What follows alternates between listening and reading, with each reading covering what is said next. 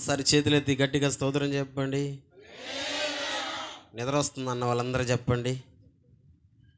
ఓ జాగ్రత్తగా ఉన్నారబ్బా, చాలా జాగ్రత్తగా ఉన్నారు. రైట్, దేవుని వాక్యంలోకి మనం పోక మునుపు ఒక చిన్న కార్యక్రమం ఉంది, దాన్ని చూసుకొని దేవుని వాక్యంలోకి వెళ్దాం. సోదరుడు మోషే, సతీమణి, పాప అందరూ వస్తే నిలబెడితే చిన్న బిడ్డకి పేరు పెట్టాలంట. పేరు పెట్టిన తర్వాత వాక్యంలోకి పోదాం. ఇక్కడ వచ్చి నిలబడుకుంటే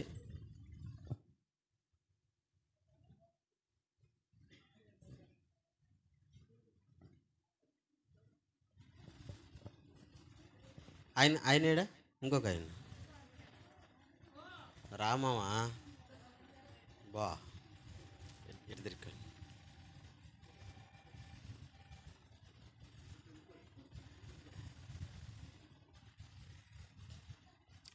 మోషే జీవితంలో ఒక కొరత ఉన్నింది. ఎందుకో మొదటిసారి సంతానం, మొదటిసారి బిడ్డ దేవుని దగ్గరికి వెళ్ళిపోయింది. చాలా ఏడ్చాడబ్బా, భయంకరంగా ఏడ్చాడు. చిన్నగా ఏడవల మోషే, అమ్మాయి కూడా భలే బాధపడ్డారు, భలే ఏడ్చారు. నేను చెప్పా, భయపడబాకండి, బలహీనమైనది ఒకటి పోతే బలమైన దాన్ని దేవుడు ఇస్తాడు ఖచ్చితంగా, అంతే. బలహీనమైనది ఒకటి పోతే బలమైన దాన్ని మరొకటి ఇస్తాడు అని ధైర్యపరిచా. మోషే గట్టి విశ్వాసంతో ఉన్నాడు. ఇద్దరు భార్య భర్తలు. అలాగే మంచి పిల్లల్ని దేవుడిచ్చాడు. ఒక ఆయన ఉన్నాడు చూడండి, వినబడుతుంది ఆయనకి, ఆయన ఫ్లయింగ్ కిస్సులు ఇస్తాడు. ఆయన పేరు అభిషేక్. నేనే పేరు పెట్టా. అభిషేక్ తర్వాత ఇంకొక ఆమె వచ్చింది. ఈ మోషే కోరిక ఏంటంటే, సరే అట్ట కొడుకు పుట్టేసాడు కదా, ఇప్పుడు ఎవరు కావాలా? కూతురే కావాలా? ప్రార్థన చేయమన్నారు. అయ్యా అలాగేనైనా నీకు కూతురే పుడుతుందని చెప్పాను. ఆమె నా సైజ్ వస్తుంది. కూతురే పుట్టింది. పేరు పెట్టాలన్నాడు. అందుకని ఆదివారం సంఘంలో నాకు అసలు చాలా సంతోషం. పేరు పెట్టే కార్యక్రమం చాలా విలువైనది. ఎందుకంటే ఇప్పుడు పెట్టిన పేరు జీవితకాలం, అంతే కదా, మొత్తం ఉంటుంది. కాబట్టి పేరు పెట్టే కార్యక్రమం మా చేతుల గుండా పేరు పెడుతున్నాం. మంచి పాపను దేవుడిచ్చాడు. కాబట్టి మొదటి పేతురు పత్రిక 1వ అధ్యాయం 7వ వచనంలో ఉన్న ఒక పేరు బిడ్డకు పెట్టేస్తున్నాను. ఏంటి ఆ పేరు అని అంటే మీరు చదువుకోవచ్చు. పేతురు మొదటి పత్రిక 1వ అధ్యాయం 7వ వచనంలో ఉన్నటువంటి మాట ఏంటో తెలుసా? ఆ మాట పేతురు గారు మనలందరినీ పోల్చి ఒక విలువైనటువంటి పదం వాడాడు అక్కడ. ఏంటి ఆ పదం అంటే సువర్ణము అని. ఏంటది? సువర్ణము అనగా బంగారము అని అర్థం. సువర్ణం అంటే ఏంది? మరి నేను బంగారం అని పెట్టడం వల్ల సువర్ణ అని పెడుతున్నా. ఏమని పెడుతున్నా? తండ్రి, కుమారుని, పరిశుద్ధాత్మని త్రియేక దేవుని పేరట మోషేకు ఇచ్చినటువంటి కుమార్తెకు సువర్ణ అని పేరు పెడుతున్నాము. సువర్ణ అని దేవుడు దీవించునుగాక. వాళ్ళ అమ్మా నాన్నలను దీవించునుగాక, వాళ్ళ అన్నలను దీవించునుగాక. అందరూ చెప్పండి, ఏం పేరు? అమ్మో కొట్టిరెడ్డి చెప్తున్నారు. ఏమి మోషా ఏం పేరు? సువర్ణ. మా ఏం పేరు? సువర్ణ. బాగుందంటారా? బంగారం. ఎప్పుడన్నా అవసరం వచ్చినప్పుడు కొంచెం గిల్లుకొని, కొంచెం కొరుక్కొని రైట్. సువర్ణ కొరకు, వాళ్ళ కుటుంబం కొరకు చిన్న ప్రార్థన చేద్దాం. చేతులు ఎత్తండి, మీ కుడి చెయ్యి ఎత్తండి. చిన్న ప్రార్థన.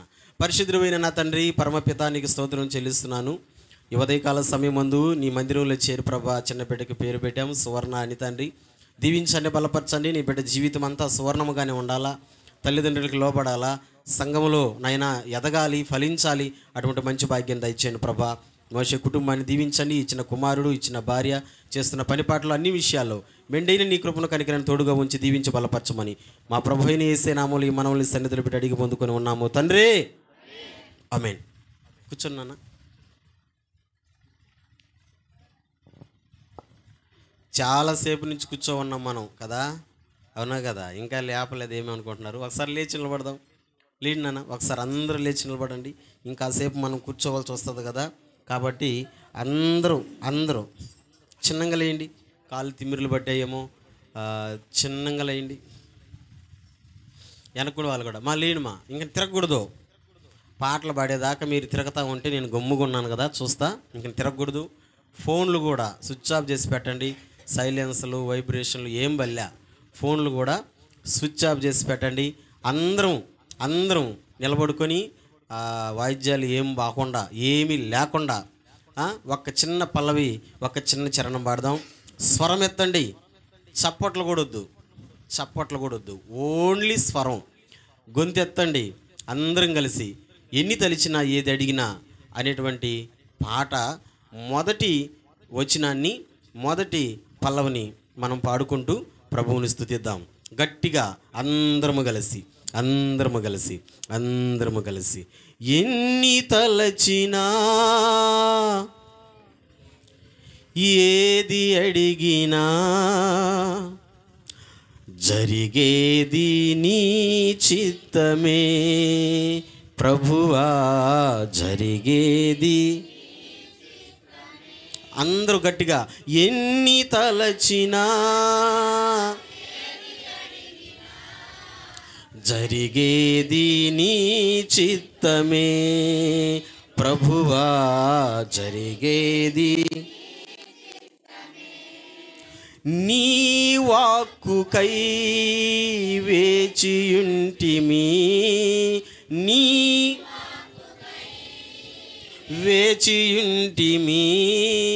నా ప్రార్థన ఆలకించుమా ప్రభువా.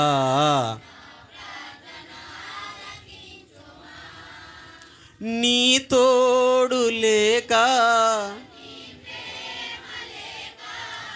ఇలలో నా ఏ ప్రాణి నిలువలేదు. నీ అవునయ్యా, ఇలలో నా ఏ ప్రాణి, అడవి పూలే నీ ప్రేమ పొందగా, అడవి నీ ప్రేమ పొందగా, నా ప్రార్థన ప్రభువా, నా ప్రార్థన. ఎన్ని తలచినా ఏది అడిగినా జరిగేది నీ ప్రభువా, జరిగే. ఈ పదం కొంచెం బిగ్గరగా. నీ వాక్కుకై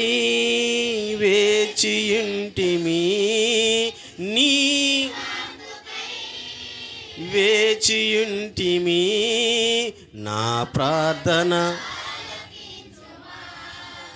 ప్రభువా, నా ప్రార్థన. దేవునికి మహిమ కలుగునుగాక. బైబిల్ చూడండి, ఒక చిన్న మాటను చదువుకొని తర్వాత కూర్చుందాం.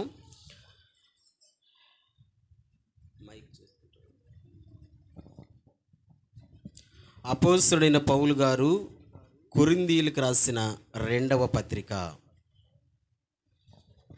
పౌలు గారు కొరింథీయులకు రాసిన 2వ పత్రిక 11వ అధ్యాయం. 11వ అధ్యాయం 1 నుంచి 3 వచనాలు. 1 నుంచి 3 వచనాలు మనం చదువుకుందాం. కొరింథీయులకు రాసిన 2వ పత్రిక 11వ అధ్యాయం 1 నుంచి 3 వచనాలు. కొంచెం వివేకముగా నేను మాటలాడినను మీరు సహింపవలనని కోరుచున్నాను. నన్ను గూర్చి మీరెలాగైనను సహించుడి. దేవాసక్తితో మీ ఎడల ఆసక్తి కలిగి ఉన్నాను. ఎందుకనగా పవిత్రురాలైన కన్యకనుగా ఒక్కడే పురుషునికి అనగా క్రీస్తుకు సమర్పింపవలనని మిమ్మును ప్రదానము చేసి తిని గాని సర్పము తనకు యుక్తి చేత హవ్వను మోసపరిచినట్లు మీ మనస్సులను చెరపబడి క్రీస్తు ఎడలనున్న సరళత నుండి పవిత్రత నుండి ఎట్లయినను తొలగిపోవునేమో అని భయపడుచున్నాను. దేవుడు ఈ మాటలు మనందరి వినికిడిలో దీవించునుగాక. ఒక చిన్న ప్రార్థన. పరిశుద్ధుడైన తండ్రి, పరమపిత, స్తుతులకు పాత్రుడవు, నీకు వందనాలు చెల్లిస్తున్నాను ప్రభా. గొప్ప అవకాశాన్ని, మంచి సమయాన్ని ఇచ్చావు. ఫిబ్రవరి మాసం నా తండ్రి మొదటి ఆదివారమున సంస్కార దినాన మేమందరం కూడా ఇక్కడ చేరి ఉన్నాం, కూడి ఉన్నాం. అందుని బట్టి కృతజ్ఞతలు నైనా. ఈ మాటలు వినుటకు కూడి వచ్చిన ప్రతి బిడ్డని దీవించండి, సంఘాన్ని దీవించండి, బలపరచండి. నీ ఆత్మచేత అభిషేకించండి ప్రభా. కావాల్సిన సహాయంతో మీరే నింపి దీవించి బలపరచమని మా ప్రభు అయిన యేసుక్రీస్తు నామములో ఈ మనవలన్నీ నీ సన్నిధిలో పెట్టి అడిగి పొందుకొని ఉన్నాము తండ్రి. ఆమేన్. కూర్చుందామా? అందరమే కూర్చున్నానా? ఇంకా లేచి తిరగబాకండి. మళ్ళీ చెప్తున్నా, ఫోన్లు ఉంటే స్విచ్ ఆఫ్ చేసి పెట్టండి దయచేసి. ప్లీజ్ లేచి తిరగబాకండి, వాక్యానికి ఇబ్బంది చేయబాకండి, సరేనా? ఒకవేళ మేము ఉండలేము అనేవాళ్ళు, వాక్యం అయిందాక ఉండలేము అనేవాళ్ళు ఇప్పుడే లేచి వెళ్ళచ్చు, ఇబ్బంది లేదు. ఎందుకంటే వాక్యానికి ఇబ్బంది చేయకూడదు, సరేనా? పాటలు పాడేటప్పుడు తిరిగాం, మాట్లాడుకున్నాం ఒకవేళ, కానీ వాక్యానికి మాత్రం ఇబ్బంది చేయకూడదు. రైట్. మొట్టమొదటిగా ఈ సహవాసానికి వచ్చినటువంటి ప్రతి ఒక్కరికి ప్రభు అయిన యేసుక్రీస్తు నామములో వందనాలు. అందరికీ వందనాలు. ఒకసారి చేతులెత్తి గట్టిగా స్తోత్రం చెప్పండి. అమ్మ ఆమె లాగేస్తుంది, అది చినిగిపోద్ది, ఒకసారి జాగ్రత్త. రైట్. చాలా సంతోషం. దేవుని సన్నిధిలో దేవుని గణపరచడం, దేవుని స్తుతించడం అనేది మనకు దేవుడు ఇచ్చినటువంటి గొప్ప భాగ్యం. నాన్న వినాలి. ఎప్పుడైనా తల్లిదండ్రులకి తన బిడల మీద ఉన్నటువంటి అపారమైన ప్రేమ ఎలా ఉంటుందంటే, తల్లిదండ్రులు ఏ తల్లిదండ్రులైనా వాళ్ళ ఎడల నా బిడ్డలు ప్రయోజకులు అవ్వాలి, నా బిడ్డలు మంచి స్థాయికి రావాలి, నా బిడ్డలు విలువైనటువంటి వ్యక్తులుగా ఉండాలనే కోరుకుంటారు ఏ తల్లిదండ్రులైనా. అంతేగాని నా బిడ్డలు చెడిపోవాలని, నా బిడ్డలు అట్టయిపోవాలని, ఇట్టయిపోవాలని దయచేసి ఎవరు కోరుకోరు. ఏ తల్లిదండ్రులైనా బిడ్డల పట్ల మంచి ఉద్దేశాలే కలిగి ఉంటారు. ఇది వాస్తవం. నేను అంటాను, మన బిడ్డల పట్ల మనమే అలాంటి ఉద్దేశాలు కలిగి ఉన్నప్పుడు దేవుడు ఆయన బిడ్డల పట్ల అంటే మన పట్ల ఇంకెంత మంచి ఉద్దేశాలు కలిగి ఉంటాడు కదా. దేవుడు మంచివాడండి, దేవుడు గొప్పవాడండి. ఏ ఒక్కరిని కూడా ఆయన చెడు ఉద్దేశాలతో చూడడు, చెడుగా ఆలోచించడు. దేవుడు మనందరి పట్ల మంచి ఉద్దేశాలే కలిగి ఉంటాడు. ఇది వాస్తవం. అయితే దేవుడు మంచి ఉద్దేశాలు కలిగి ఉన్నాడు, కానీ ఆ ఉద్దేశాల ప్రకారమే మనం ఉండాలని ఆశపడుతున్నాడు. కానీ మధ్యలో ఇంకొకడు ఉన్నాడు, దేవునికి మనకు మధ్యలో. వాడెవడు? సైతాన్ గాడు. ఈడేం చేస్తుంటాడంటే ఆయన ఉద్దేశాలను చెడగొడుతుంటాడు, ఆయన ఆలోచనలను మన ఎడల జరగనీయకుండా చెడగొడుతుంటాడు. అందుకనే ఈరోజు వాక్యములో నుంచి దేవుడు మన మీద మంచి ఉద్దేశాలు కలిగి ఉన్నప్పుడు ఆ ఉద్దేశాలను అపవాదిగాడు ఎలా చెడగొడుతున్నాడు, ఒక దారిలో వచ్చి చెడగొడతాడు వాడు. ఎందుకంటే వాడు చెడగొట్టేవాడు, వాడు విడగొట్టేవాడు. ఓడికి మన ఎడల దేవుని చిత్తము జరిగించాలన్నటువంటి ఆలోచన, మంచి ఆలోచన లేనుగాక లేదు. నాన్న వినండి, మనందరి మీద దేవుని ఉద్దేశాలని ఎలా చెడగొట్టాలనుకుంటున్నాడంటే ఓడు ఎన్నుకున్నటువంటి ఒక దారి ఉంది. ఏంటా దారి? ఇప్పుడు చదవండి. 2వ కొరింథీ పత్రిక 11వ అధ్యాయం. ఏంటా దారి? 3వ వచనం. సర్పము తనకు యుక్తి చేత తన కుయుక్తి చేత హవ్వను మోసపరిచినట్లు. దేవునికి మహిమ. గట్టిగా చెప్పండి. ఒరే సౌండ్ రాలేదే. హల్లెలూయా, హల్లెలూయా. మీకు అర్థమవుతుందంటారా? దేవుని ఉద్దేశాలు మన మీద జరగనీయకుండా అపవాదిగాడు ఎట్ట చెడగొడుతున్నాడంటే ఫస్ట్ కాడి నుంచి ఇప్పుడు దాకా ఒకే దారిలో పోతున్నాడు. ఏంటా దారి అంటే మోసం చేయడం. ఏంటా దారి? గట్టిగా చెప్పండి. ఏంటా దారి? గట్టిగా చెప్పండి. ఏంటా దారి? నాకు వినబడ్డంలా. గట్టిగా చెప్పండి. ఏంటా దారి? మాంసం చేయడమా, మోసం చేయడమా? ఎస్. పౌలు కొరింథీ సంఘానికి అదే మాట అన్నాడు. ఏమన్నాడు? సర్పము తన కుయుక్తి చేత హవ్వను మోసపరిచినట్లు. ఈ రోజున చాలామందిని దేవుని ఉద్దేశాలు మీ మీద జరగనీయకుండా, దేవుని ప్రణాళికలోకి మీరు రాకుండా అపవాదిగాడు అడ్డుపడుతున్నాడు. ఏ విధంగా అడ్డుపడుతున్నాడు అంటే మోసం చేసి మరి ఆయన ప్రణాళికలు, ఆయన ఉద్దేశాలు మన మీద జరగనీయకుండా అడ్డుపడుతున్నాడు. మీకు తెలుస్తుందా? మీకు తెలుస్తుందా? వాడు మోసం చేసి దేవునికి మనకు మధ్యలో, వాడు మోసం చేసి మనలను గందరగోళం చేస్తున్నాడన్న విషయం సంగమా మీకు తెలుస్తుందా? తెలియడులే కదా. అందుకని ఈరోజు దేవుని వాక్యంలో నుంచి తెలుసుకునే ప్రయత్నం చేద్దాం. ఎలా మోసం చేస్తున్నాడు వాడు? దేవుని ఉద్దేశాలు మన మీద, నీ మీద, నా మీద జరగనీయకుండా ఎలా మోసం చేస్తున్నాడు వాడు? ఎలా ఎలా ప్రశ్న వేసుకోండి. ఎలా మోసం చేస్తున్నాడు? బాగా వినాలి. మోసం రెండు రకాలు. మోసం రెండు రకాలు. మొదటి రకం, ఎవరో ఒకరు వచ్చి మనలను మోసం చేయడు. ఎవరో ఒకరు. అంత మోసం వెళ్ళి ఇప్పుడు జరిగేది వ్యాపారంలో కావచ్చు, మాటల్లో కావచ్చు, జీవితంలో కావచ్చు, అంతా అదే జరుగుతుంది. మోసం రెండు రకాలు. ఫస్ట్ రకం ఏంటో తెలుసా? ఎవరో వచ్చి మనలను మోసం చేయడు. అరే మనం మోసపోయినవరా అని మనం బాధపడతాం. రెండో రకం, మనలను మనమే మోసం చేసుకోవడం. ఫస్ట్ రకం చెప్పండి. ఎవరో చేతిలో, ఎవరో ద్వారా మోసపోవడం. హైదరాబాద్లో కొత్తగా ఒక ట్రీట్మెంట్ ఒకటి కనుక్కున్నారు. ట్రీట్మెంట్ ఏంటి? ఆ ట్రీట్మెంట్ అంటే పచ్చబొట్టులు పోంగొట్టే ట్రీట్మెంట్. రిమూవ్ అంటే నువ్వు పచ్చబొట్టు పొడిపించుకుంటావు ఇంతకుముందు. ఉదాహరణకి ఇప్పుడు ప్రేమలు ఎక్కువైపోయినాయిలే. ఇప్పుడే కాదు, చాలా రోజుల నుంచి. ఏం ఎక్కువైపోయినాయి? ప్రేమలు ఎక్కువైపోయినాయి. అమ్మాయి పేరు అబ్బాయి పొడిపించేసుకుంటాడు, అబ్బాయి పేరు అమ్మాయి పొడిపించేసుకుంటారు. కర్మగాలి రివర్స్ అయ్యి వాళ్ళు పెళ్లి చేసుకున్న తర్వాతనే విడిపోతారో తప్పదో, పెళ్ళికి ముందైనా విడిపోతారు. విడిపోయిన తర్వాత పచ్చబొట్టు ఎట్టబోద్ది? నువ్వేమన్నా పెన్నాతో రాసుకున్నావా? తుడిపేస్తే పోయేదానికి దేంతో రాసుకున్నావు? పచ్చబొట్టుతో రాసుకున్నావు. అక్షయానికి 100 రూపాయలు ఇచ్చి రాసుకున్నావు, మామూలుగా కూడా కాదు. ఎట్టబోద్ది? ఇప్పుడు దాన్ని చూసినప్పుడంతా అదే గుర్తు వస్తుందా? అందుకని దాన్ని రిమూవ్ చేసేటువంటి ఒక హాస్పిటల్ కనుక్కున్నారు హైదరాబాద్లో. మొత్తం ఫోన్ నెంబర్లు ఇచ్చి హల్చల్ చేస్తున్నారు. జనం ఎట్టుండారో తెలుసా? కిక్కిరిసిపోయి ఉన్నారు. ఒకసారి ఆ పచ్చబొట్టు రిమూవ్ చేసే డాక్టరు అడుగుతున్నాడు వాళ్ళని, వచ్చిన వాళ్ళని. ఏమడుగుతున్నారంటే, ఎందుకు వచ్చారు మీరు అని అంటే, అయ్యా పలానా అమ్మాయి కోసం నేను పొడిపించుకున్నాను, అది నన్ను మోసం చేసింది. పలానోడి కోసం పొడిపించుకున్నాను, ఓడు నన్ను మోసం చేశాడు. ఆ పేరు నా ఒంటి మీద ఉండకూడదు. నీకు డబ్బులు ఎంత కావాలని ఇస్తా, ఆ పేరుని తీసేయి. మోసపోయావా? ఎవరో చేతిలో మోసపోయావా? మోసపోతున్నావా? ఇది చాలామందికి జరిగేటువంటిదే.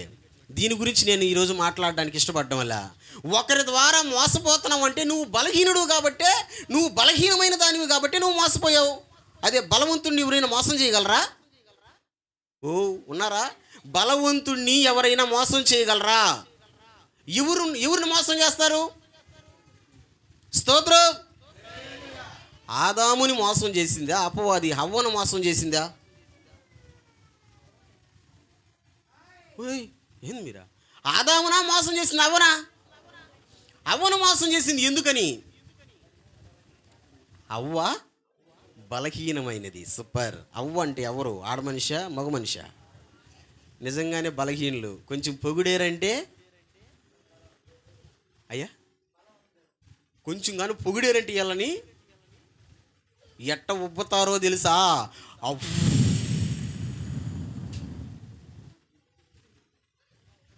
బలహీనం అందుకే అనేది. కొంతమందిని మీరు గమనించండి, ఏం అనబల్లా, ఎంతసేపు నీకు నీరు తీసుకురమ్మనా అని అన్న చాలు అప్పుడే కొట్టబల్లా. నేను ఒక మాట చెప్తా, ఆడపిల్లల విషయంలో కానీ ఆడవాళ్ళ విషయంలో కానీ వీళ్ళు మాటలు మీ ఊరి మీద గొడవలు బాబాకండి. ఎందుకో? ఆడ పెద్ద కారణం ఉండదు. పెద్ద కారణం ఉండదు, చిన్నదే ఉంటుంది. వీళ్ళు బలహీనులు కదా, దాన్ని భూతత్వంలో చూపిస్తారు మనకు. చూపించి పదంబా కొట్టుకుందాంబా అంటారు. అయ్యో కర్మ. ఆడపిల్లల విషయంలో ఆడవాళ్ళ విషయంలో తొందరపడి జోక్యం చేసుకోకూడదు. ఎందుకంటే బలహీనులే తొందరగా మోసపోతారు. బైబిల్ అదే అనింది. ఆదాము మోసపోలేదు, కానీ ఫస్ట్ ఎవరు మోసపోయారు? అవ్వ. ఒకసారి చాలా క్లారిటీగా ఉంది ఆ మాట, ఒకసారి మనం చూద్దామా. తిమోతి మొదటి పత్రిక 2వ అధ్యాయం 14 వచనం చూడండి. తిమోతి మొదటి పత్రిక 2వ అధ్యాయం 14 వచనం చూడండి, చాలా క్లారిటీగా ఉంది మాట అక్కడ. మరియు ఆదాము మోసపరచబడలేదు గాని స్త్రీ మోసపరచబడి అపరాధములో పడెను. ఏంటంట? ఆదాము మోసపరచబడలేదు కానీ స్త్రీ మోసపరచబడి అపరాధములో పడింది. ఎందుకు స్త్రీ మోసపరచబడిందంటే ఈమె బలహీనమైన ఘట్టం. బలహీనులను మోసం చేస్తాడు. ఎవరో ఒకరు వచ్చి నిన్ను మోసం చేశారంటే నువ్వు బలవంతురాలివి కాదు. నువ్వెవరివి? బలహీనుడివి. కుటుంబంలో స్త్రీ బలహీనంగా ఉంటే స్త్రీని వచ్చి మోసం చేస్తాడు. కుటుంబంలో పురుషుడు బలహీనంగా ఉంటే పురుషుడిని వచ్చి మోసం చేస్తాడు. ఎవరు బలహీనంగా ఉంటారో వాళ్ళను మోసం చేస్తాడు. అది మొదటి రకం. దాని గురించి మనం మాట్లాడుకోవడం ఈరోజు. రెండో రకం బహు ప్రమాదకరం, బహు బాధాకరం. ఏంది రెండో రకం మోసం? గట్టిగా చెప్పు. ఏంటది?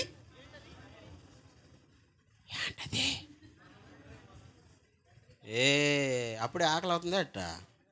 గట్టిగా చెప్పండి. రెండో మోసం ఏంటది? గొడవ వచ్చేటప్పుడు వస్తుంది గొంతు. ఆ గొంతు రావడం లేదు చర్చిలో. పాట పాడేటప్పుడు కూడా గొడవ వచ్చేటప్పుడు అరిస్తారే. ఎట్ట అరుస్తారో అరవండి. రెండో మోసం, ఊరి నాయను అసలే తగ్గిపోయింది.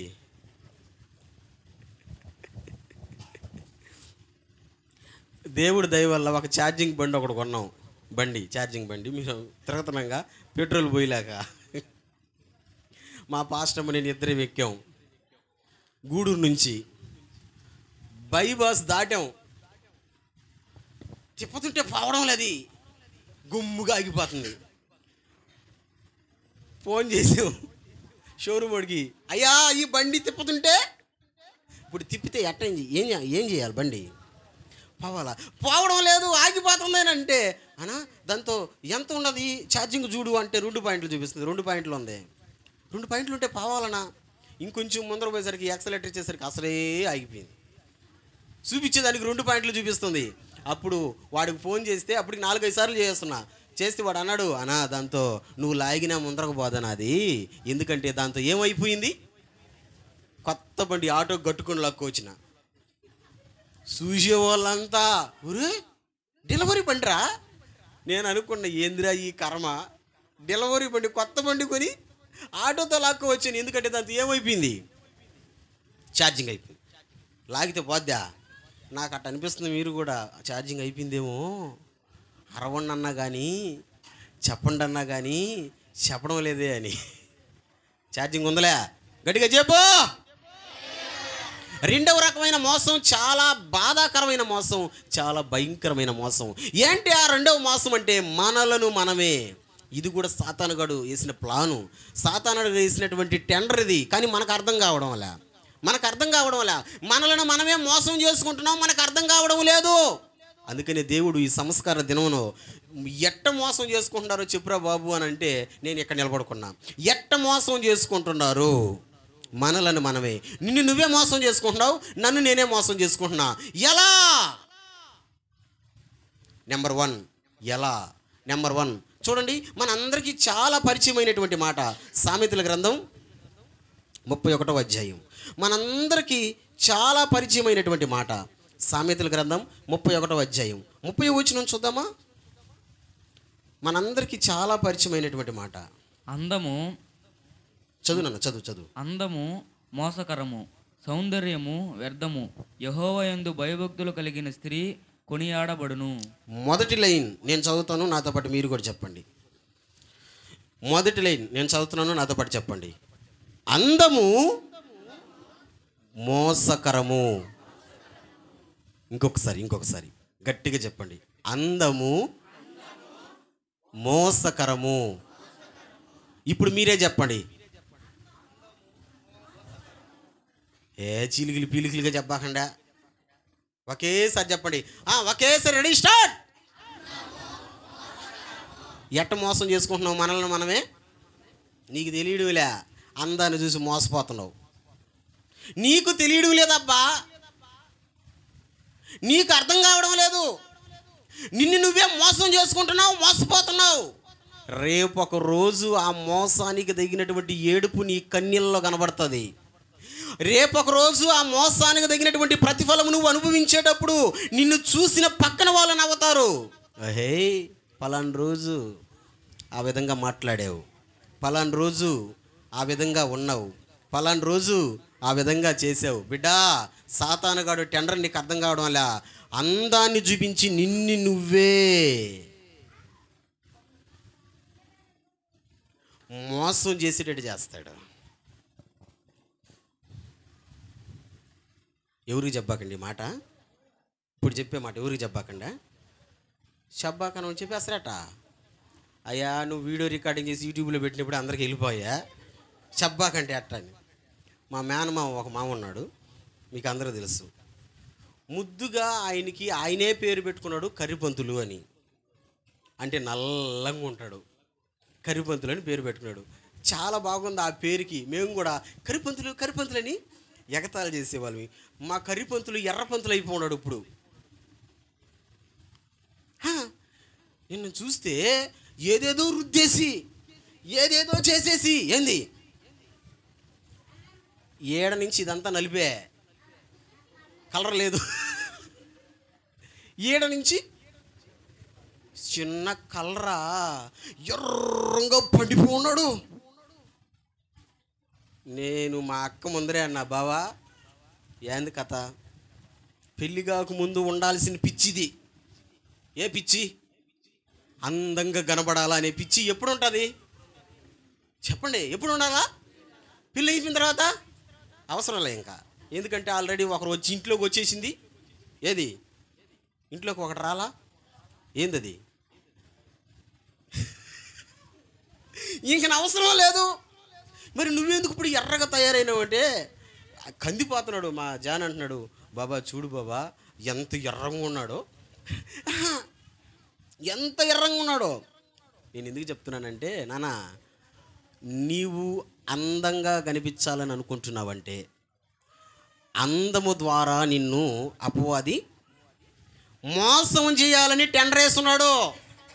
అందము ద్వారా నిన్ను పడగొట్టాలని టెండర్ వేస్తున్నాడు. నీకు ఈ విషయం అర్థమవుతుందా?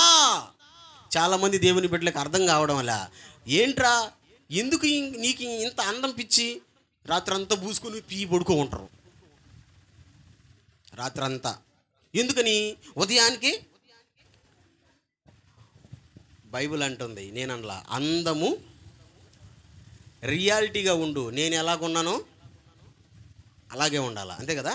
నువ్వు ఎలాగుండావో అలాగే ఉండాలి. దేవుడు మనకి ఇచ్చాడు, ఏమి ఇచ్చాడు కన్నా? రియాలిటీ, ఒరిజినల్, అంతే కదా? ఒరిజినల్ ఎప్పటికీ పాదు, దాని విలువ అలాగే ఉంటుంది. కానీ అపవాదిగాడు దాని విలువల్ని పక్కన పెట్టి మోసం చేస్తున్నాడు. ఎలా మోసం చేస్తున్నాడంటే అందము ద్వారా. బాగా వినాలి. దావీదు అనేటువంటి భక్తుడు ఉన్నాడు. అసలుకి ఆయనకు ఉన్న సాక్ష్యం సామాన్యమైన సాక్ష్యం కాదు. ఏంటి ఆ సాక్ష్యం అంటే, దావీదు నా హృదయానుసారుడు అని దేవుడే అన్నాడు. దావీదంట దేవుని హృదయానుసారుడు, అంటే దేవుని హృదయములో చోటు సంపాదించుకున్నాడు. వా, ఎవరు హృదయంలో? హల్లెలూయా. ఎవరి హృదయంలో? మనుషుల హృదయంలో కాదు. ఎవరి హృదయంలో? దేవుని హృదయంలో చోటు సంపాదించుకున్నాడు. సూపర్ కదా? అంత దేవుని హృదయంలో చోటు సంపాదించుకున్నటువంటి దావీదు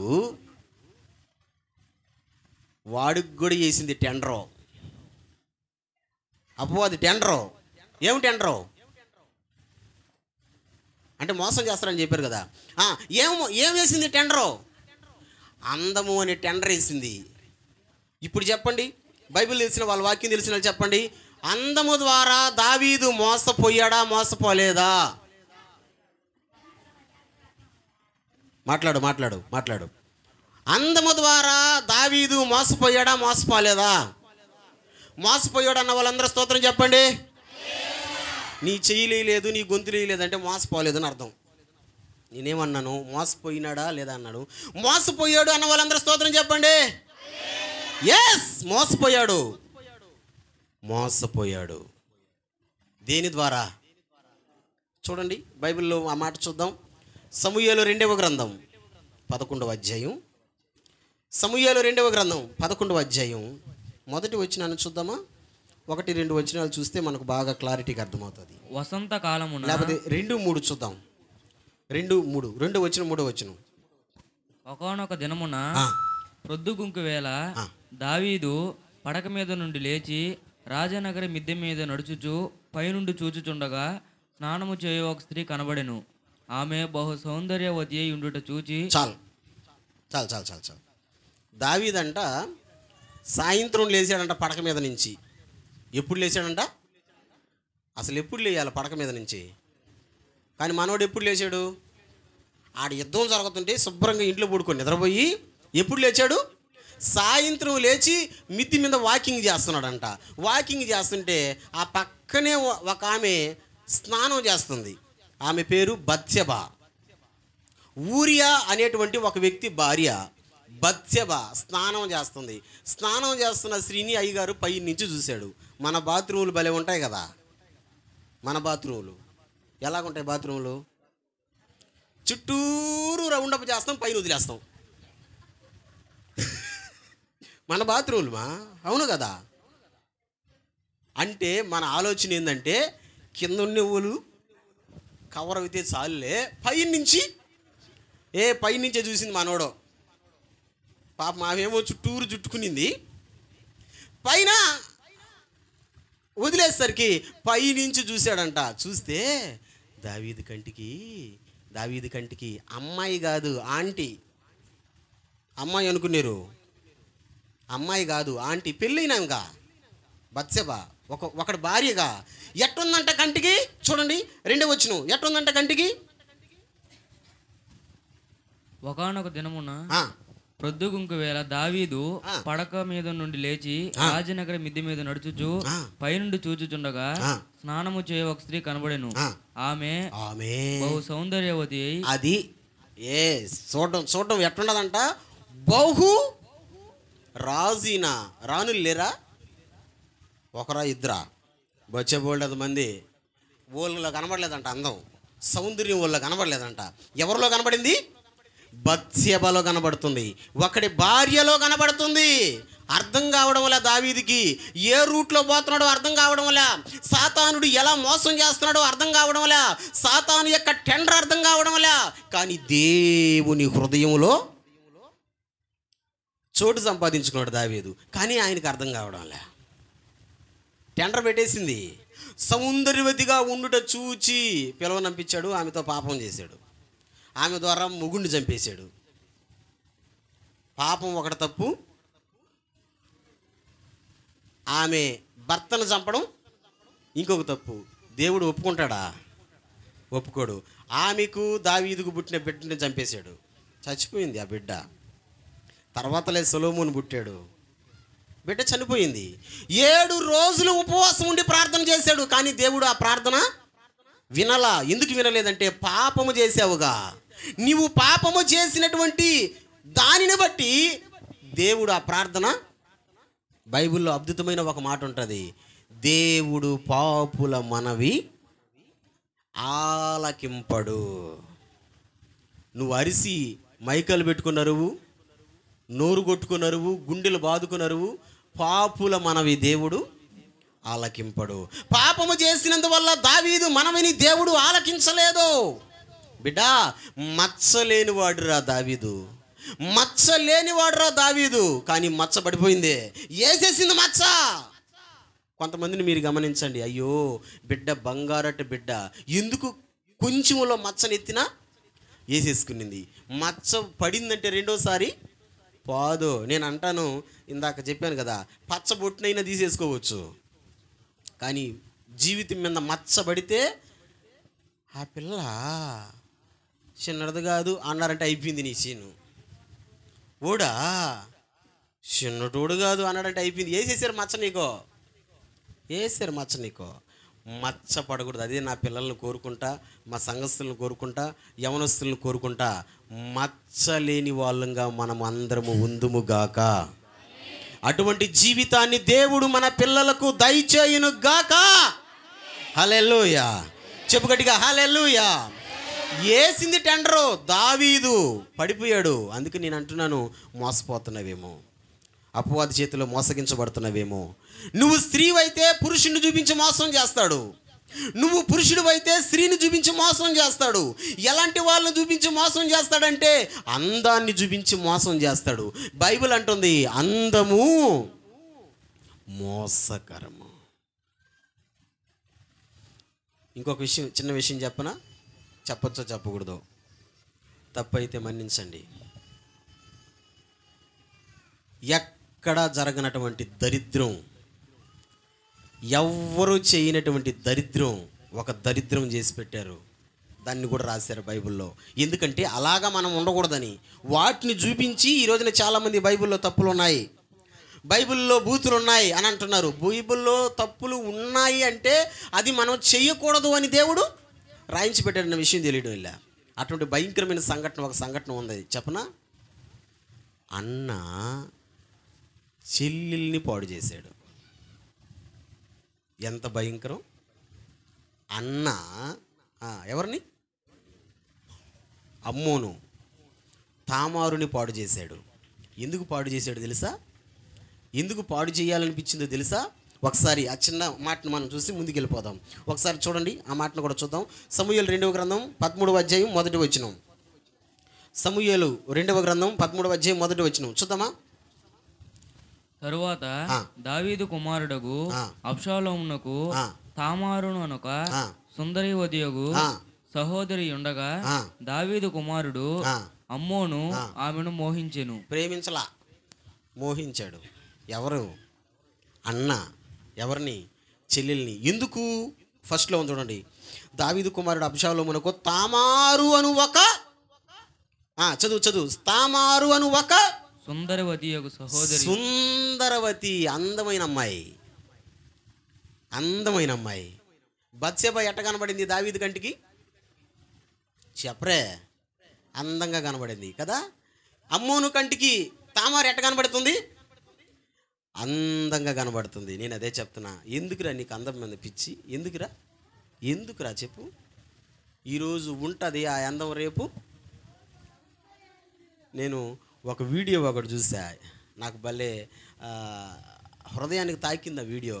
ఏంటంటే జిమ్ములు చేసి కండలు పెంచుంటారే, వాళ్ళు వయసులో ఉన్నప్పుడు ఎట్టున్నారు, వయసు ఉడికిన తర్వాత ఎట్టున్నారనే వీడియో ఉంది. అసలు నాకు భలే హత్తుకునింది అది. 150 కేజీలని ఎత్తేవాడు వాడు కాలు కూడా ఎత్తి పెట్టలేకపోతున్నాడు. ఏమైపోయిందిరా నీ బలం?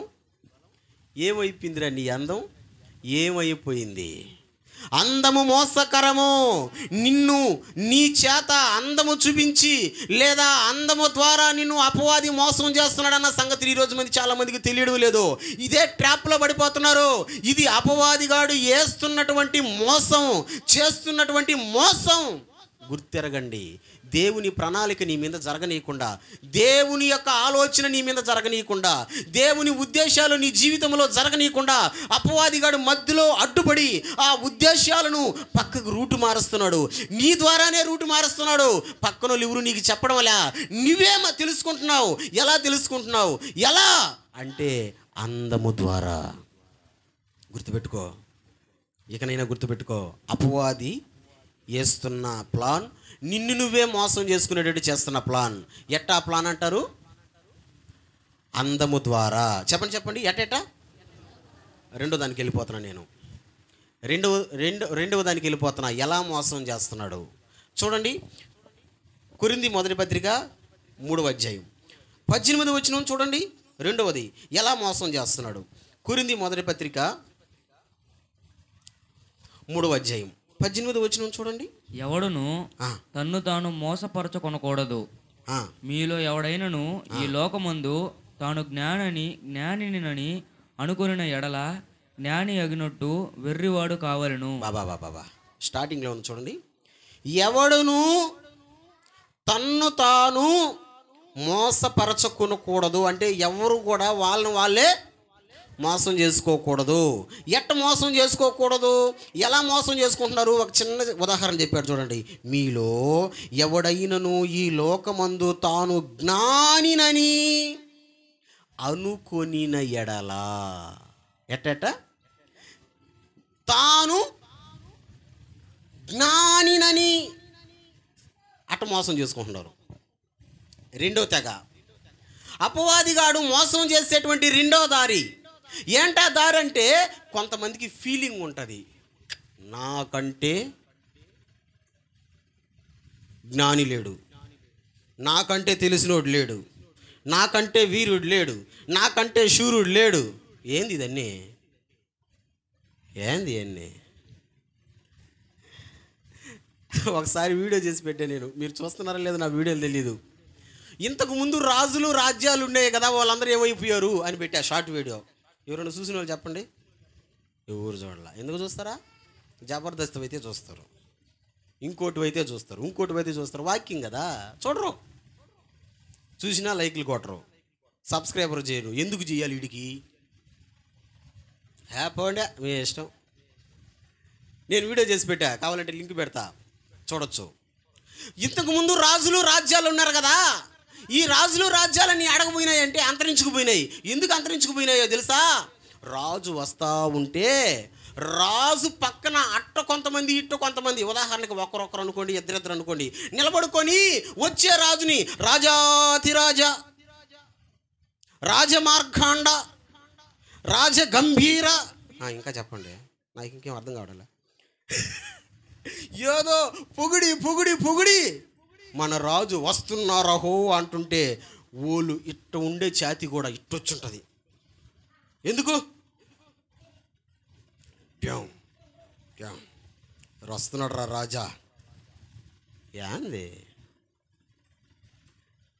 నేను జ్ఞానిని, నేను రాజుని, నాకంటే తెలిసిన వాళ్ళు ఎవరు లేరు, నాకే అన్నీ తెలుసు. ఏం తెలుసు నీకు? ఏం తెలుసు నీకు? అనుకోబాక, దయచేసి అనుకోబాక.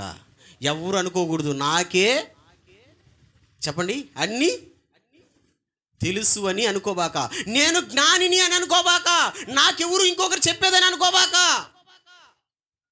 నేను వాక్యం చెప్తా, ఇంకొకరు చెప్తుంటే కూర్చొని వింటా నేను, అంతేగాని నువ్వు చెప్పేదే అని అన్ను. మీకు శుక్రవారం రోజు కూడా అదే చెప్పానుగా, ఆసామైన సార్ మెసేజ్ చెప్తా ఉంటే కింద కూర్చొని వినలేదా? వినలేదా? విన్నావు. జ్ఞానిని నాకు తెలుసు కదా, ఆ పదం మీద ఎన్నోసార్లు ప్రసంగం చేసుంటాం, చేయలా? దేవుడు నమ్మదగిన వాడు, నమ్మదగిన దేవుడు. ప్రసంగాలు చేయలేదా? వచ్చేబోలేని ప్రసంగాలు ఉన్నాయి, కావాలంటే యూట్యూబ్లో చూడొచ్చు మన ఛానల్లో. కానీ ఎప్పుడు కూడా మనకు తెలిసినా కానీ నాకు తెలుసు నీకు తెలియదు అని మనం ఎప్పుడు కూడా అనుకోనే. ఒకసారి టిఫిన్ అంగడికి దగ్గరికి వెళ్ళా నేను, సాంబార్తో ఇడ్లీ తింటా ఉన్నా. ఒక చిన్న బిస్కెట్ ఒకటి వేసా నేను, బిస్కెట్ ఏది కావాలనే వేసా. అన్నా మన దగ్గర ఉండేటట్టు టేస్ట్ సాంబార్ ఎక్కడ ఉండదు అన్నా. ఏమన్నాలోడు? ఏమనాలా? థ్యాంక్ యూ అభయ, మంచిది అభయ అనాలి కదా. ఏమన్నాడు తెలుసా? అటు అనబాకన్నా మాకంటే బాగా చేసేవాళ్ళు కూడా ఇంకా చాలామంది ఉన్నారా అని. మామూలుగా బిస్కెట్ వేస్తే పడి ఉండాలి ఇప్పుడు, కానీ ఏమంటున్నాడు? నేను జ్ఞానిని అనుకోవడం వల్ల, నా దగ్గరే బాగుంటుంది అనుకోవడం వల్ల, నాకే తెలుసు అనుకోవడం వల్ల. క్రైస్తవ జనాంగమా, దేవుని బిడ్డ, నీకు ఏది తెలిసినా, నాకు ఏది తెలిసినా, మనకు ఏది తెలిసినా నాకే తెలుసు అనేటువంటి అహం దయచేసి ఉండనుగాక, ఉండకూడదు. ఒకవేళ ఉందంటే నిన్ను నువ్వే మోసం చేసుకుంటున్నావు అని అర్థం. ఆమేన్. హల్లెలూయా, హల్లెలూయా. ఇక్కడ మా మామ కూర్చోన్నాడు, అమోస్ మామ. చాలా విషయాలు తెలుసు, చాలా విషయాలు తెలుసు, కానీ ఏమీ తెలియని మీ మధ్యలో కూర్చోన్నాడు చూడండి కదా, ఎంత మంచిది. మేము కూడా అంతే. ఒకవేళ తెలిసినా చెప్పండి, ఏమి తెలియనట్టే. ఒకసారి రాంగు ప్రసంగం చేసేసాడు ఒక పాస్టరు. బాగా వినండి, ప్రసంగం రాంగు, ఎత్తుకున్న రెఫరెన్సు, చేసిన ప్రసంగం అసలు పొంతుకు లేని ప్రసంగం, రాంగ్ ప్రసంగం చేసాడు. అది బహిరంగ సభ. చాలామంది సేవకులు కూర్చొని ఉన్నారు, సేవకురాళ్ళు కూర్చొని ఉన్నారు, విశ్వాసులు కూర్చొని ఉన్నారు, చాలామంది వాక్యం తెలిసిన వాళ్ళు కూర్చొని ఉన్నారు. ఆ స్టేజ్ మీద ప్రసంగం చేసిన ఆయన కంటే ఇంకా తెలిసిన వాళ్ళు కూర్చొని ఉండరు. వాళ్ళు ఏం మాట్లాడుకుంటున్నారో తెలుసా? ఆ పాస్టర్ చేసింది రాంగ్ కదా, అలా లేదు కదా అన్నట్టుగా వాళ్ళు మాట్లాడుకుంటున్నాం. అలా మళ్ళీ ఏమంటున్నారో తెలుసా? వాళ్ళు మాట్లాడుకుంటారు. ఏమనుకుంటున్నారో తెలుసా? ఆయన ఉద్దేశాల్లో దేవుడు ఏదైతే పెట్టాడో దాన్నే చెప్పాడు. అస్సలు నాకు ఆ మాట భలే తాకింది. నిజమే, నా ఉద్దేశాల్లో నేనేమైతే అనుకుంటానో దాన్నే చెప్తా, నీ ఉద్దేశాలు నువ్వేమనుకుంటావో దాన్నే చెప్తావు. అంతేగాని అది అట్ట కాదు ఇది ఇట్ట అని మనం అనకూడదు. అంతే, నేను జ్ఞానిని కదా అని అనకూడదు. ఒక్కొక్కరి జ్ఞానం ఒక్కొక్క దాంతో ఉంటుంది. అంతే కదా రాము?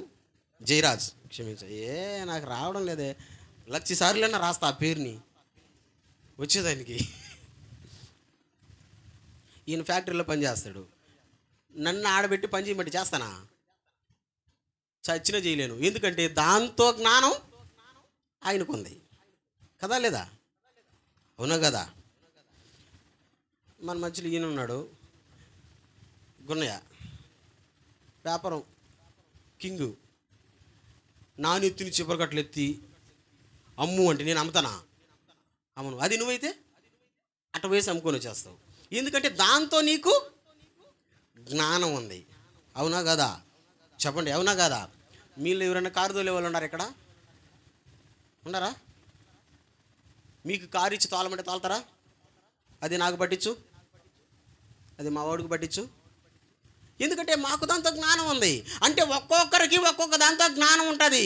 ఉన్నా కానీ గుర్తుపెట్టుకోవాలా, ఉన్నా కానీ నేను జ్ఞానిని అని తలుంచుకోకూడదు, ఊహలో కూడా రాకూడదు. నాకే తెలుసు అనేటువంటి అహం ఎప్పుడూ కూడా రానుగాక రాకూడదు. చాలా డేంజర్ అది. మనలను మనమే మోసం చేసుకునే పరిస్థితి. నీకేం తెలుసు, నాకు తెలుసు అనేటువంటిది. మీకు ఒక మాట చెప్పనా, కొంతమందికి రే అట మాట్లాడబాకరా, అది తప్పురా అని ఎన్నోసార్లు చెప్పు, ఆపుతారా? నేను మాట్లాడేదే. బైబిల్లో ఒక మాట ఉంది, మిమ్మల్ని తిట్టాలని కాదు, దయచేసి క్షమించండి. బైబిల్లో ఉన్న మాట ఉన్నట్టుగా చూపిస్తా. ఒక మాట చూద్దామా? సామెతల గ్రంథం 26వ అధ్యాయం 12 వచనం చూడండి. సామెతల గ్రంథం 26వ అధ్యాయం 12 వచనం చూడండి. భలే ఉంటే మాట ఉంటుంది అక్కడ. సామెతల గ్రంథం 26వ అధ్యాయం 12 వచనం చూడండి. 12 వచనం. తన దృష్టికి జ్ఞాని అనుకుని వానిని బాగా చదువురే. నువ్వు బైబిల్లో చదివితే కరెక్ట్గా క్లారిటీగా చదువుతావు. చదువు.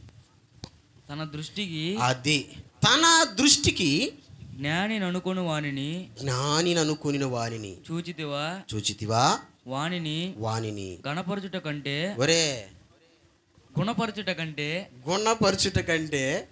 అందుకే బైబిల్లో చదవమనేది, ఫోన్లో కాదు అని. మూర్ఖుని గుణపరచుట సులువు. ఇప్పుడు అంతా కలిపి చదువు, ఫస్ట్ కానించి మళ్ళీ చదువు అంటున్నా. తన దృష్టికి జ్ఞాని అనుకుని వానిని చూచితివా వానిని గుణపరచుట కంటే మూర్ఖుని గుణపరచుట సులువు. జ్ఞానిని అనుకుంటుంటారు చాలా మంది, నాకే తెలుసని. అట మాట్లాడబాకరా బంగారు కొండ అంటే అట్టే మాట్లాడుతుంటారు. వాళ్ళని గుణపరచడం కంటే మూర్ఖుని గుణపరచడం మేలంట.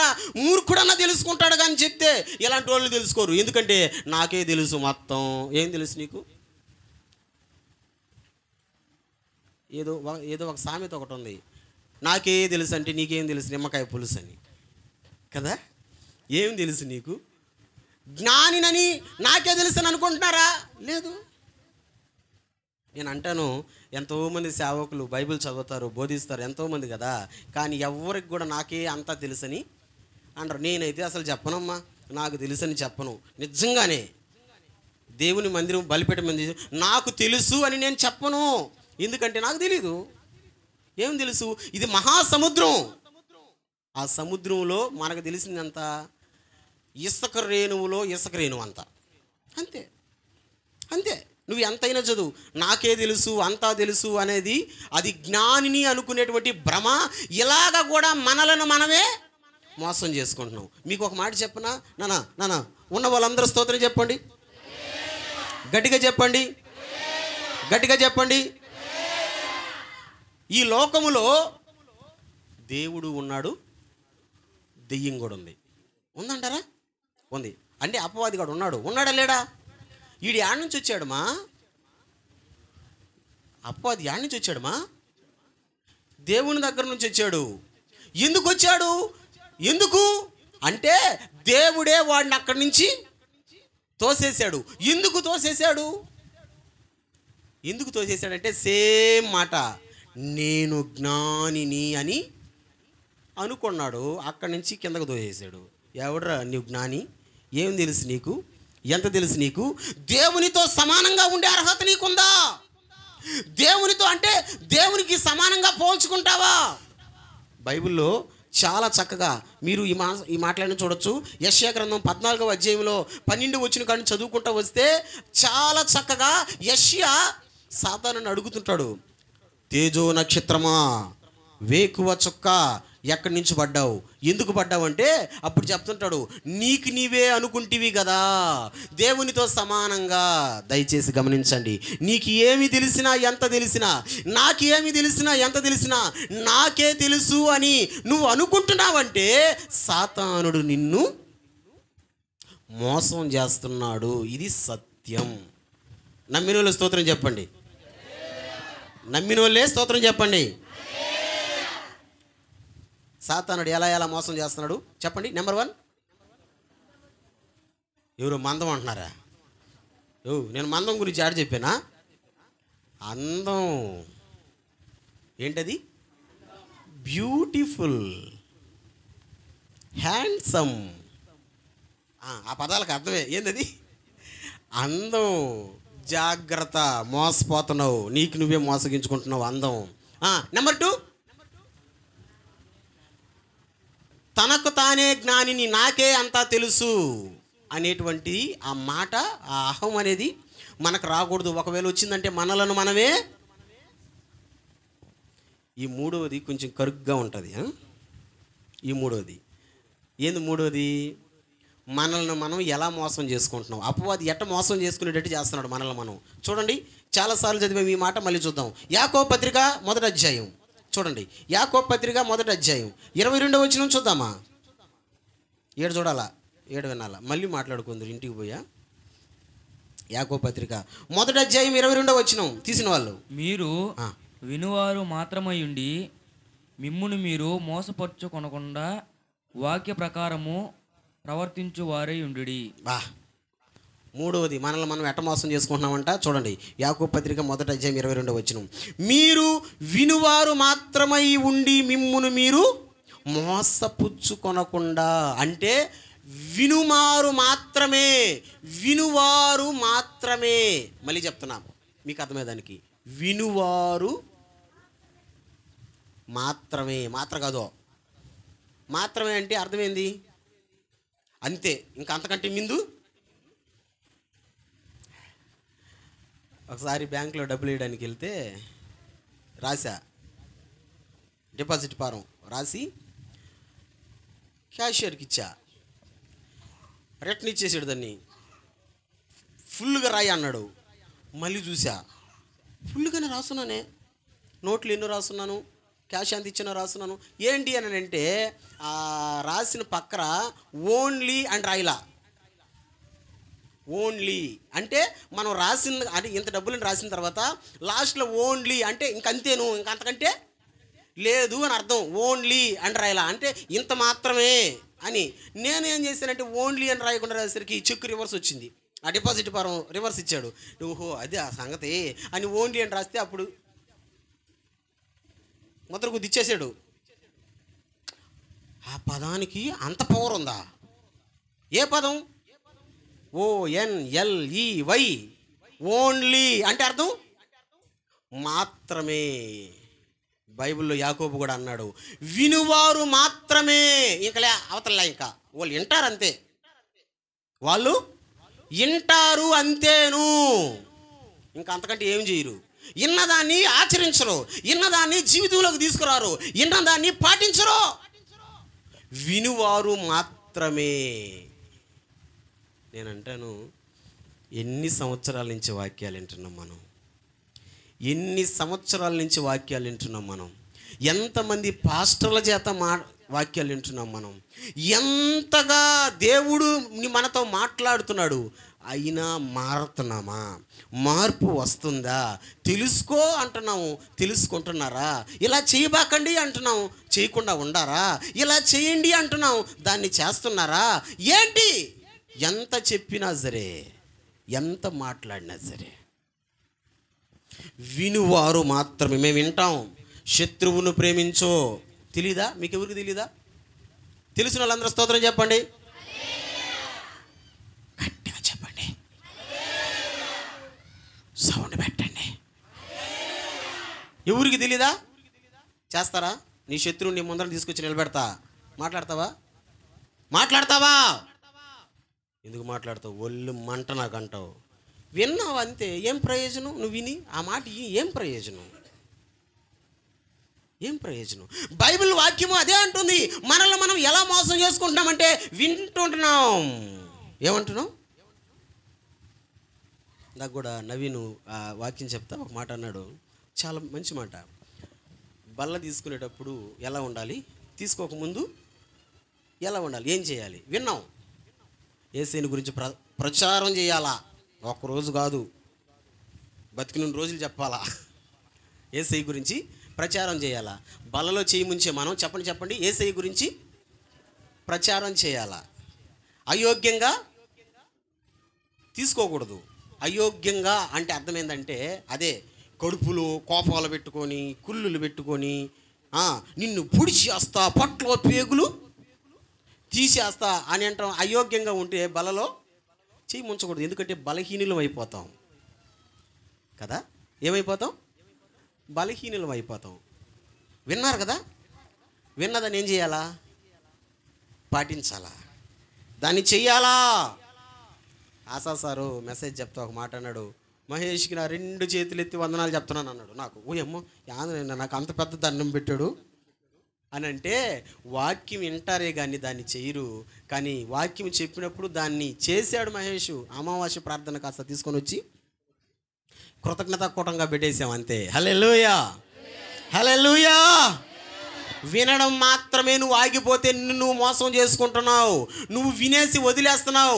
నాకు ఆ మాట నచ్చలేదు, దేవుడు చెప్పిన మాట నచ్చలేదు, నాకు నేను ఇలాగే ఉంటా, ఆయన చెప్తే చెప్పాడులే, ఆయన చేస్తే చేశాడులే అని నువ్వు అనుకుంటున్నావంటే, వినడం దగ్గరే నువ్వు ఆగిపోతున్నావంటే, విన్నదాన్ని నువ్వు ఆచరించడం లేదంటే, నేను బల్ల గుద్ది చెప్తా, నిన్ను నువ్వే మోసం చేసుకుంటున్నావు. ఎవరు మోసం చేయడంలే, నిన్ను నువ్వే మోసం చేసుకుంటున్నావు. మనల్ని మనమే మోసం చేసుకుంటే ఎంత దరిద్రంగా ఉంటుంది. ఉండదా? ఎవరో ఒకరు మనల్ని మోసం చేస్తే సరేలే, వాళ్ళు తెలివి మంతులా, మనం తెలివి లేని వాళ్ళమే, తెలివి మంతులు కాబట్టి తెలివి లేని తిక్కలు నన్ను మోసం చేసాడులే అనుకోవచ్చు. కానీ మనల్ని మనమే మోసం చేసుకోవడం అంటే ఎంత బాధాకర విషయం.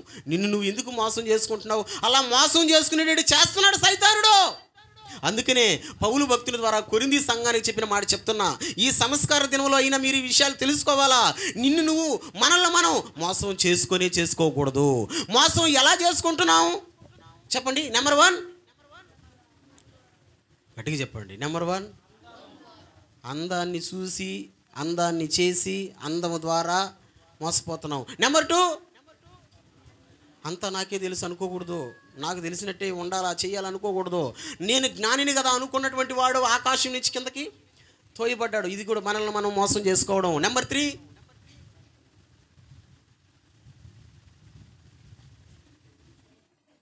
బుర్రకెక్కలా తల్లి. నా మీద నాకు డౌట్ వచ్చింది ఇప్పుడు. నా చెప్పిన మాటలు నాకు అర్థం అవుతున్నాయో లేదా అని. 3, వింటాం, తింటాం, పంటాం, క్లోజ్ అయిపోయింది. నువ్వు చెప్పు ఎంతసేపు అయినా, నువ్వు చెయ్యని దానికి వినాల్సిన అవసరం లేదబ్బా. మళ్ళీ చెప్తున్నా, నువ్వు చెయ్యని దానికి వినాల్సిన అవసరం లే, ఈడ కూర్చోవలసిన అవసరం లే. అర్థమవుతుందా? వాక్యం విని చెయ్యని దానికి ఎందుకు? చేస్తే కదా దాంతో మజా తెలిసేది. చేస్తే కదా దేవుని ఆశీర్వాదం తెలిసేది. నువ్వు చేయనప్పుడు నువ్వు వినాల్సిన అవసరం లే. నేను అదే చెప్తాను బిడ్డ, దయచేసి మనల్ని మనం మోసం చేసుకోబాకండి, మిమ్మల్ని మీరు మోసం చేసుకోబాకండి, నన్ను నేను మోసం చేసుకోబాకండి. ఒకరు మనల్ని మోసం చేస్తేనే తట్టుకోలేము, అవునా కదా? 2024వ సంవత్సరంలో ఒక దొంగముండ నన్ను మోసం చేసి 15,000 తినేసింది.